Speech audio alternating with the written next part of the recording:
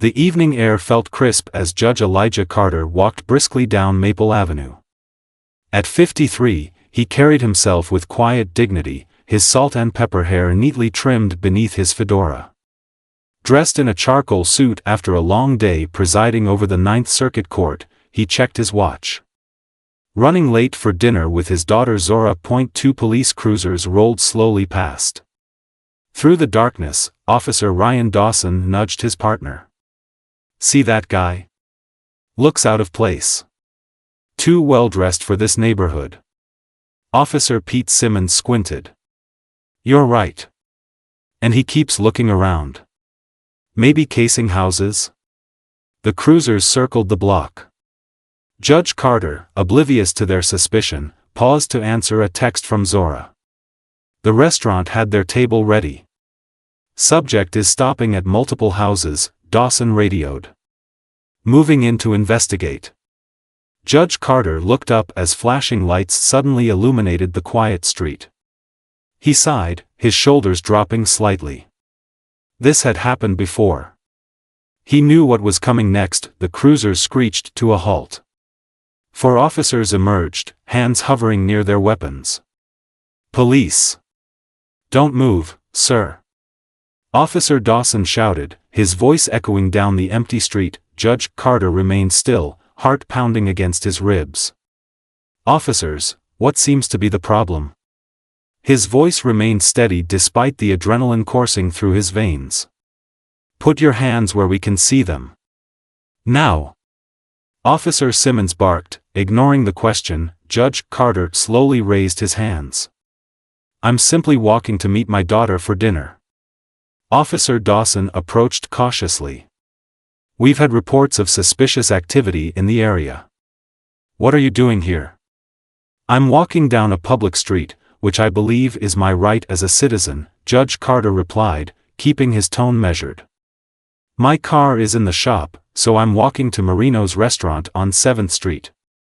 Officer Jenkins, a younger cop with an eager expression, circled behind him. "What's in the briefcase, sir?" "Legal documents.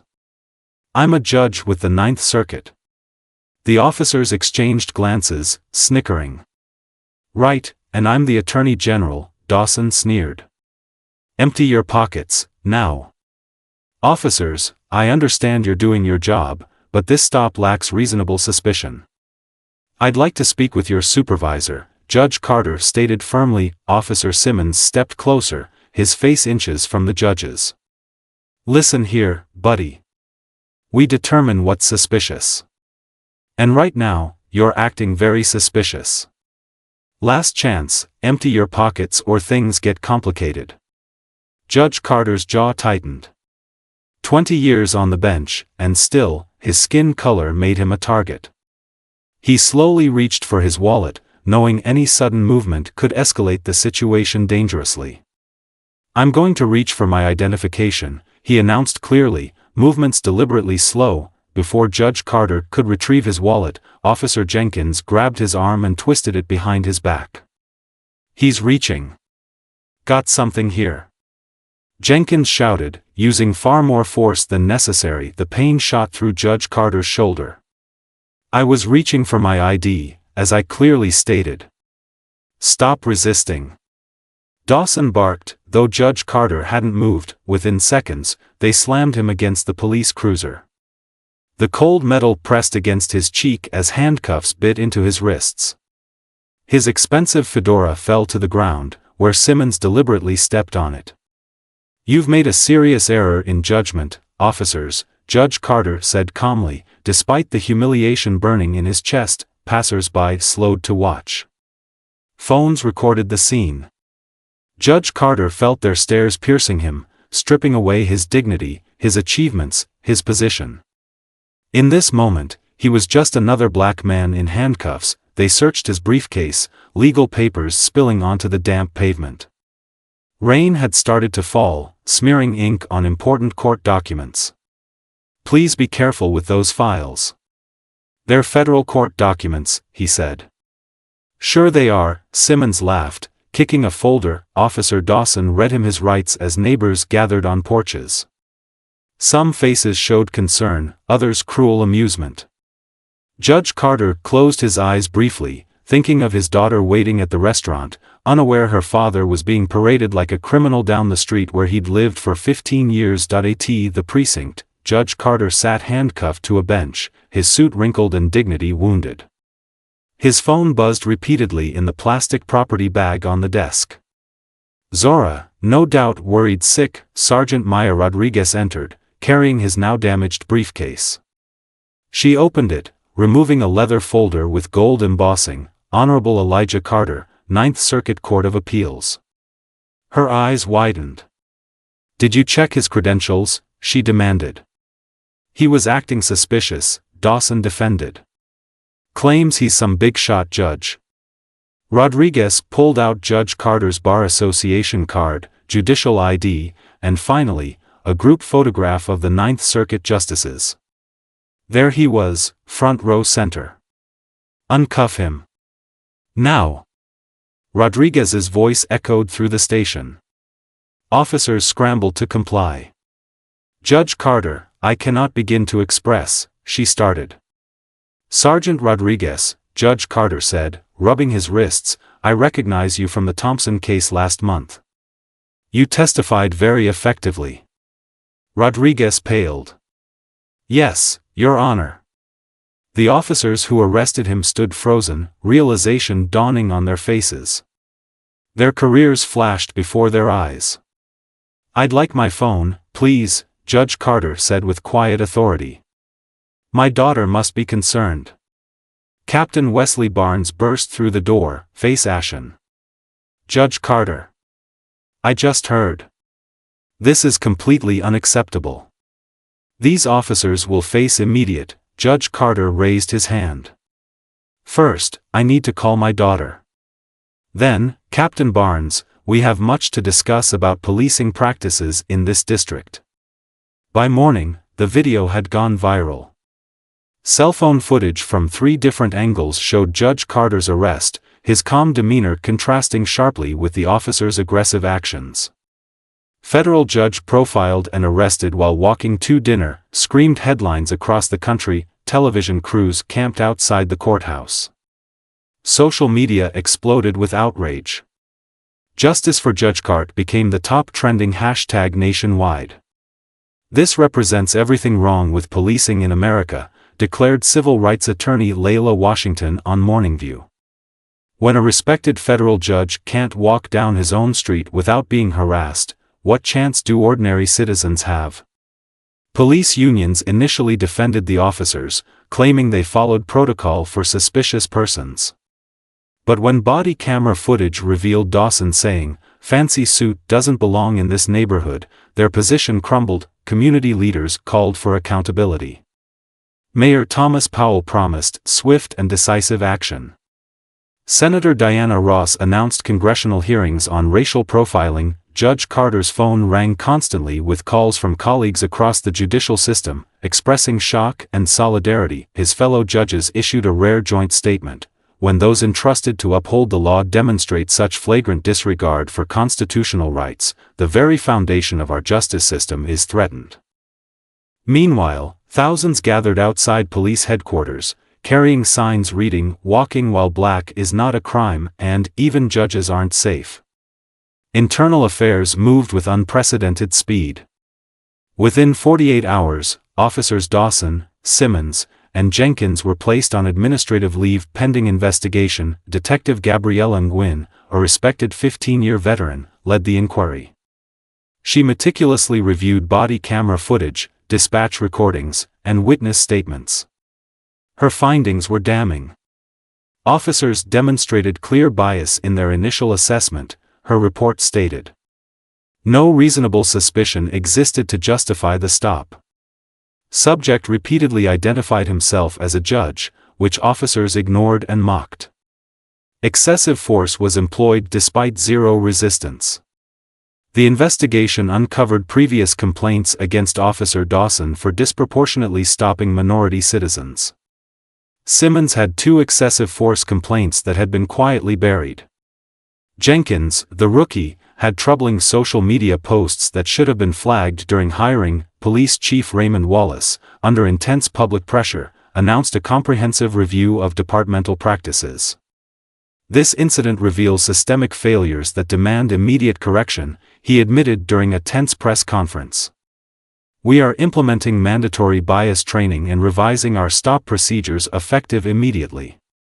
The police department faced unprecedented scrutiny as the investigation into officers Dawson, Simmons, and Jenkins began. Captain Barnes personally oversaw the process, bringing in Lieutenant Keisha Montgomery from External Affairs to ensure impartiality. We need to be transparent. The public deserves nothing less, Montgomery declared as she subpoenaed personal text messages between the officers. The evidence proved devastating. Dashcam footage showed Dawson saying, "Doesn't look like he belongs here," before they even approached Judge Carter. Simmons' body camera captured him deliberately tightening the handcuffs beyond protocol. Background checks revealed Dawson had been transferred from 2 previous precincts following similar incidents. This wasn't an isolated mistake. This was prejudice in action, Montgomery concluded in her blistering report. Mayor Powell stood grim-faced at the press conference. Effective immediately, all officers will undergo rigorous bias assessment.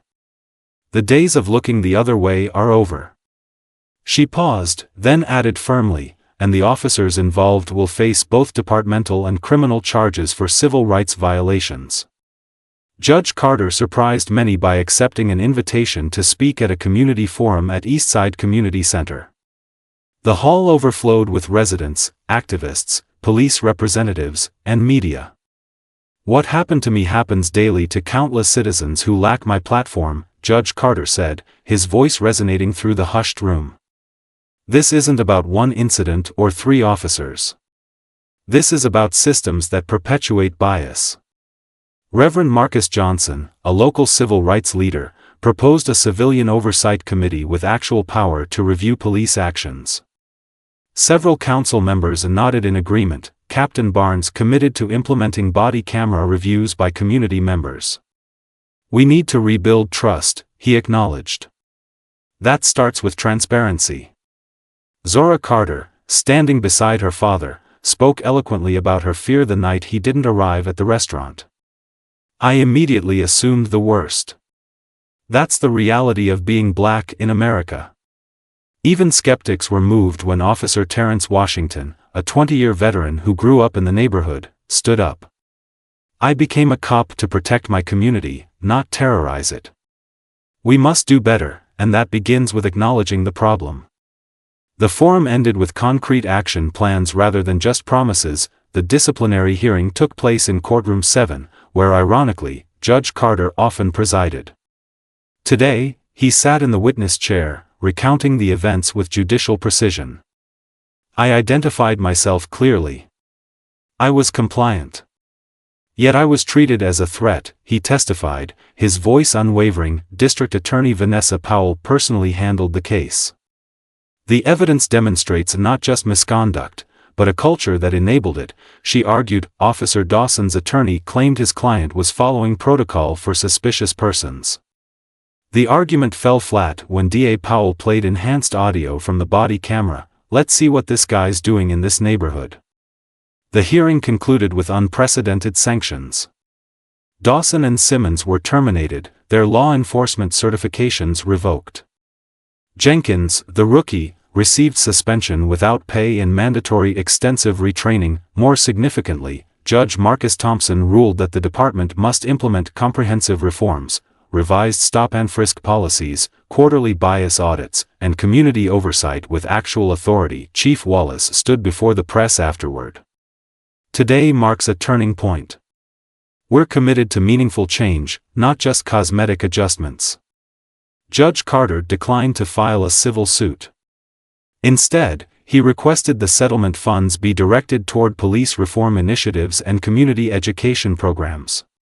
"Financial compensation doesn't address the real issue," he explained. "Systemic change does." Meanwhile, state legislators drafted the Carter Act, establishing statewide standards for police encounters. 6 months later, Judge Carter stepped onto the podium at the newly established Community Justice Center, a converted warehouse now serving as headquarters for police community relations. What began as a painful personal experience has blossomed into meaningful change, he told the assembled crowd of officers, residents, and city officials. Pain without purpose is just suffering. Pain that catalyzes transformation becomes powerful. The changes were tangible. Arrests in minority neighborhoods had decreased by 30%, while community trust ratings had risen. Officer complaints were down, and successful prosecutions were up, quality policing replacing quantity. Zora smiled from the front row. Beside her sat Sergeant Rodriguez, now heading the department's accountability division. My father taught me that justice isn't just about punishing wrongdoing, but creating systems where fairness prevails, Zora said when invited to speak. Today, we see that happening. The police academy curriculum now included mandatory sessions where officers listened to community members share experiences of racial profiling. Most surprisingly, former Officer Jenkins approached the microphone. After retraining, he'd become an advocate for reform. I was part of the problem, he admitted. Now I'm committed to being part of the solution. As Judge Carter looked across the diverse faces, officers, activists, neighbors, officials, he felt cautious hope. The incident that stripped away his dignity had somehow restored dignity to the entire community. Not an ending, but a beginning. True justice, he concluded, isn't found in courtrooms alone, but in the courageous conversations we have with each other, and the actions that follow.